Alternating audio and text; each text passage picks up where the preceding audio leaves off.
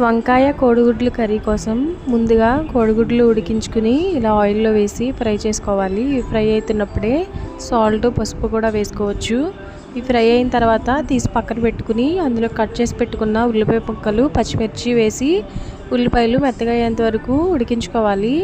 ఇప్పుడు అందులోకి 1 స్పూన్ అల్లం వెల్లుల్లి పేస్ట్ వేసి పచ్చివాసన పోయేంత వరకు వేపుకుని టమాటోలు కూడా వేసుకుని టమాటోలు మెత్తగా అయ్యేంత వరకు ఉడికించుకోవాలి. ఇప్పుడు అందులోకి కట్ చేసి పెట్టుకున్న వంకాయ ముక్కల్ని కూడా వేసుకుని వంకాయ ముక్కలు మెత్తగా అయ్యేంత వరకు మూత పెట్టుకుని కలుపుకుంటూ ఉడికించుకోవాలి.